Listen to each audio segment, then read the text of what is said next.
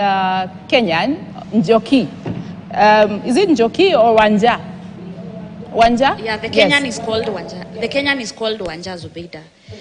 As the night goes along, mimi tu ni kusikitika, kushangaa, kujiuliza jameni.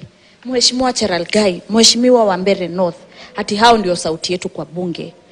Swali yangu ya kwanza itakuwa hiyo story ya kuongea kuhusu subsidizing consumption na production.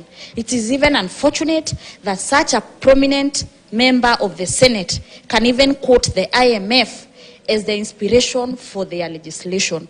Tumejua kwamba IMF, World Bank na hizo Bretton Woods institutions zimekuwa very bad in terms of, in fact, even this finance bill. Na asante sana kwa kutaja hao IMF, kwa sababu tumejua kwamba they are the ones who are behind this bill that is very bad for Kenyans. How is it bad for Kenyans? Wakati ambayo watu wanaitwa Center for Fiscal Policy walifanya research, 90% of Kenyans walisema hawataki finance bill. Leo Infotrack wamesema 73% of Kenyans believe that Kenya is headed in the wrong direction. And therefore when I hear the leader in the Senate, Cherargei, saying that even the IMF has approved and they are okay with subsidizing consumption, swali yangu najiuliza ni, kwa hivyo Mheshimiwa Cherargei na wenzake wanasikiza IMF kuliko kusikiza sisi 90% ambayo tumesema Kenya is headed in the wrong direction? Swali yangu ya pili, kusema ya kwamba ati vile tunaendelea ni vizuri. Aren't you the same senator alisema ati even we shall not change the Finance Act, even a comma.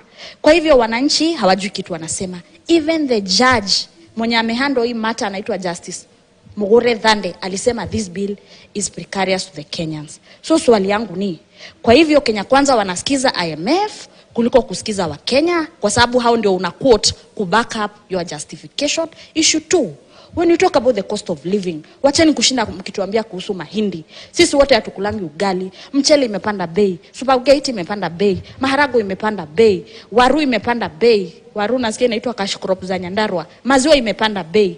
Kwa hivyo msishinde mkitumia example ya mahindi peke yake. When we say the cost of living, na sisi wengine wa Nairobi wenye tunaishi kwa slums na kwa ghetto, hatuna mashamba, sisi sio wakulima, tunalipwa 300 na unga inatoka 150. So it is very simplistic for Kenya Kwanza government to tell us that it is only about unga.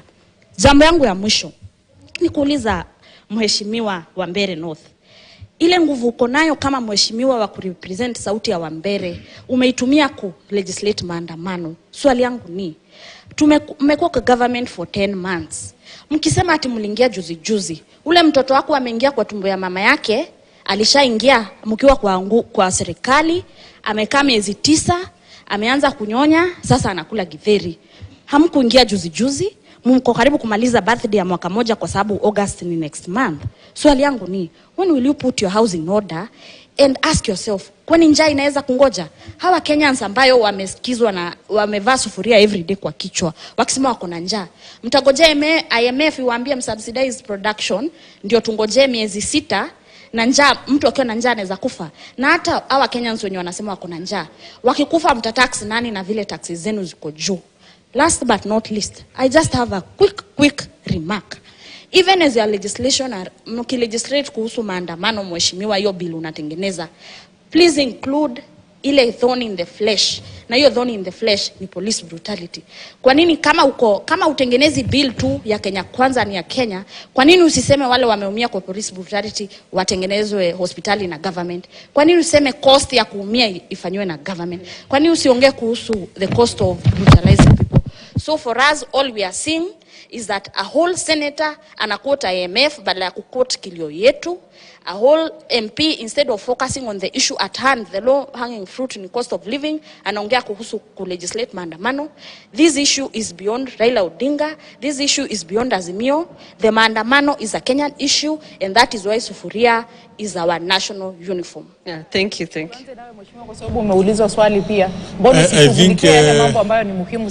think it is important to remind the good lady Waja that before we went to recess, I have a motion in Parliament to discuss junior secondary school education in Kenya, to ensure we have good funding and to ensure we have proper, comprehensive implementation policy for junior secondary. It will be voted tomorrow in the morning session. That is to take care of our children who are in junior secondary school. It is also important to mention to Waja that I have Sustainable Development Bill already at the committee stage at the moment, but you know the media will not be able to highlight the issues to do with Sustainable Development Bill as well as junior secondary motion, which cut across this country and which are extremely important pieces of law to shape our nation. But when I propose amendment, I propose a bill on regulating or putting into effect Article 37 of our Constitution, then Wanja and many others will come up in arms. So it is important to put all these aspects into a good picture. Also tomorrow, I'm forwarding to the Speaker an amendment of Election Act so that we can take care of all these issues to do with I have lost the election, I have not lost. So we are doing a lot which has not been highlighted. But having said that, it is important also to mention it's not true. Let's be factual. 9 months old baby cannot eat kederi.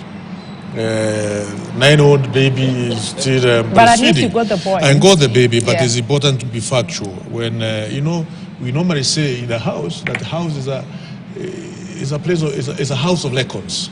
It's a house of procedure.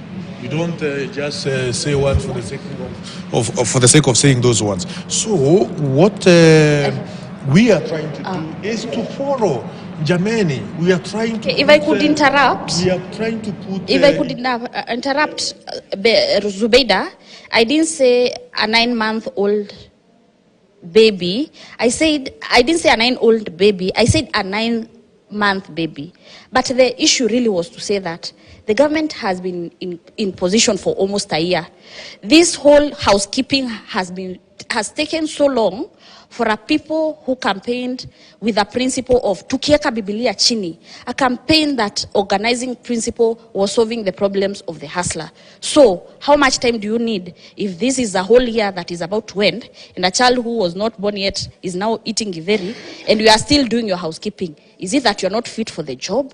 Is it that you are so unprepared and clueless? That is why even issues of basics like food are issues we are debating about. Those are the real issues of Kenyans we see na huku chini. Wape nafasi wa kujibu, naomba. It is important to mention that this government has put in place policies and programs which are changing the rights of Kenyans. If you remember, a few weeks into government, we came up with Asra's Fund, which is turning lives of many people at the bottom of the pyramid in this country, where at the moment you can be able to borrow 500 bob to 50,000 Kenyan shilling.